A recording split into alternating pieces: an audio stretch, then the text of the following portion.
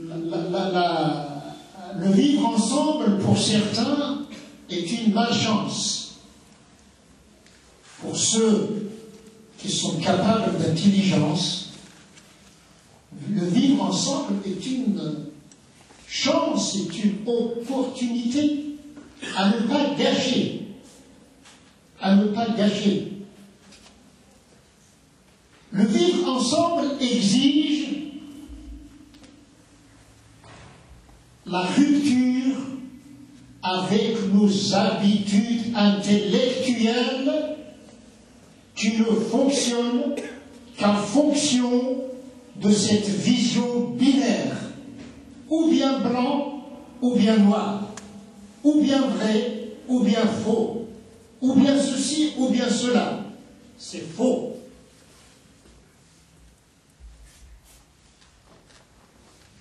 Le vivre ensemble signifie accepter d'être à la fois enseignant et enseigné.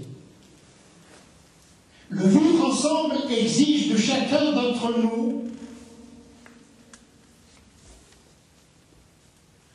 d'avoir une attitude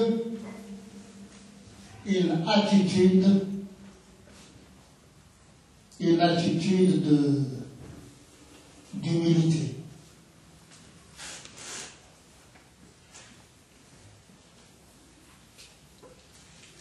L'humilité ne se réalise qu'à la condition d'avoir le courage de se vider de ce qui n'est plus vivant. Lorsque je réussis de vider cet objet de son contenu mort et mortel, je le prépare à devenir apte à recevoir ce qu'il donne à vivre.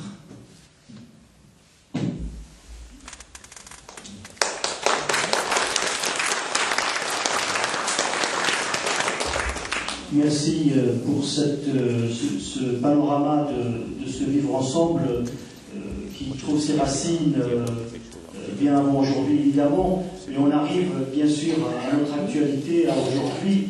Et là, vous avez mis en exergue peut-être à la fois les défauts que nous avons tous, les uns et les autres, et puis les espoirs que nous pourrons avoir. Bientôt, nous allons passer, je sais qu'il y a sûrement des questions qui commencent à émerger. Donc je demanderai à ce qu'on commence peut-être à se préparer à la phase de débat, de questions-réponses. Comme j'avais dit, il y aura deux formes. Donc il y aura des papiers qui vont être distribués donc pour ceux qui ne souhaitent pas s'exprimer directement, ou bien on nous donnera aussi la parole. Juste avant de passer à cette partie, peut-être brièvement, parce que le débat sera peut-être aussi très intéressant aussi à voir, c'est voilà, il y a cette chance, cette malchance pour les uns et les autres. Peut-être en quelques mots, dans l'actualité d'aujourd'hui, qu'est-ce qui peut nous aider peut-être à plus pencher dans cette chance qu'on pourrait avoir, parce qu'il n'y a pas de fatalité, il y a un espoir, et l'histoire de l'humanité n'est pas écrite à l'avance. En tout cas, c'est les hommes et les femmes qui peuvent l'écrire. Alors, comment faire pencher la balance dans le sens positif de ce vivre ensemble? Et puis, bien sûr, on passera après à la salle pour quelques questions. Qui voudrait... Merci. On a toujours des actualités qui sont plutôt difficiles depuis un certain nombre d'années. Et tout particulièrement dans ce domaine de l'acceptation de l'autre, de la rencontre de l'autre, de la reconnaissance de l'autre. Je pense que le docteur Richard est comme moi, parfois on se dit, mais on a l'impression de devoir toujours répéter les mêmes choses. On entend toujours les mêmes questions qui reviennent de manière récurrente. Et c'est assez difficile. Alors, il faut continuer malgré tout.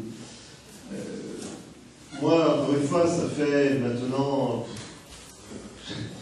j'hésite à le dire, mais Ça fait 40 ans que je suis lié à l'histoire, je pourrais dire, de l'immigration maghrébine en France. Je sais bien que l'immense majorité des gens qui ont vécu et ce phénomène migratoire, et plus encore l'immense majorité des familles dont les enfants ont grandi ici, et maintenant son père, parfois grand-père, je sais bien que ce qu'on appelle l'intégration est une vraie réalité. Or, notre société continue à se faire peur et même à se déprécier elle-même, en donnant le sentiment que ce qu'on appelle l'intégration n'est qu'un échec. C'est vrai qu'il y a de graves échecs, et qui sont liés, on va en faire toute l'histoire, en particulier à des problèmes du marché de l'emploi, que l'on a trop de centaines de milliers de jeunes et de moins jeunes qui sont occupés par le travail. C'est vrai qu'il y a de la violence, de l'incivilité, etc. Mais on ne voit pas que l'immense majorité, en fait, des gens qui ont connu cette histoire-là sont complètement dans la société. On ne voit pas les profs de maths, on ne voit pas les internes des hôpitaux qui, au service d'urgence, sont presque tous des médecins d'origine maghrébine. On ne voit pas tous ces comment on appelle ça, des aides à domicile aujourd'hui qui s'occupent de nos vieillards et qui sont presque tous des jeunes issus de l'immigration. On ne voit pas ça. Alors moi, je pense qu'une des premières choses à faire, c'est d'aider les gens à voir la réalité. À voir la réalité. C'est comme pour l'islam de manière plus globale. Mais malheureusement, ça fait 20 ans que moi je raconte ça, mais ça reste toujours vrai. Quand un groupe de musulmans va voir un maire dans une cité, qu'il soit de gauche ou de droite, pour essayer d'avoir un lieu de prière à peu près convenable, ou pour qu'il y ait un carré musulman, enfin c'est des problématiques, je sais qu'ils sont présentes ici aussi. Eh bien, qu'est-ce qui se passe dans la tête de la plupart de nos élus? Ils ne pensent pas à la réalité de leur ville.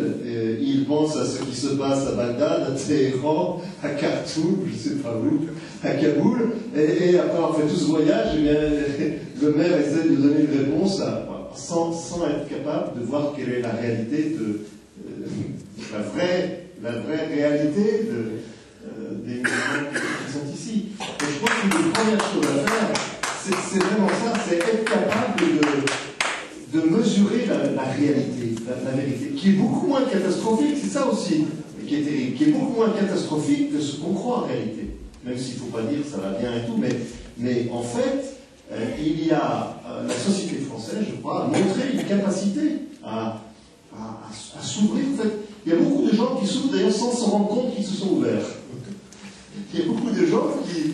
Moi j'ai la chance de faire un certain nombre d'interventions dans un réseau de clubs de chefs d'entreprise, l'APM.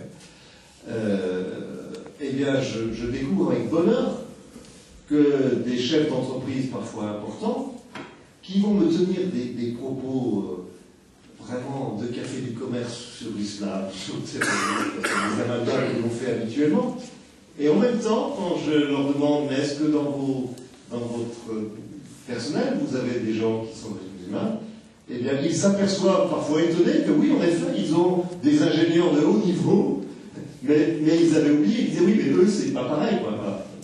Donc la société est plus capable de s'ouvrir qu'elle ne le croit elle-même. Donc moi, je pense que c'est important de renvoyer le vrai visage. Et puis, et ça rejoint la question de les problèmes sociaux que nous rencontrons. Eh bien, nous ne les résoudrons pas en nous mettant les uns contre les autres. C'est seulement si on se met ensemble qu'on les résoudra. Et je vais donner deux exemples que moi je donne très très souvent parce que c'est le privilège de l'âge, ça, d'avoir vécu un certain nombre de choses. La question, je prends une question qui est celle de la diffusion de l'héroïne en France. Moi je me souviens, dans les années... fin des années 1970, début des années 1980, l'héroïne arrivait dans les banlieues populaires en France, en particulier dans la région parisienne. Qui est-ce qui a mis un frein important à cela? Mais ce sont les familles. Parce que des jeunes gens se sont dit, moi je ne veux pas que mon petit frère ait peur de ça. Dans les années 80, il y a eu beaucoup de morts à cause Moi, je ne veux pas que mon petit frère ait de ça.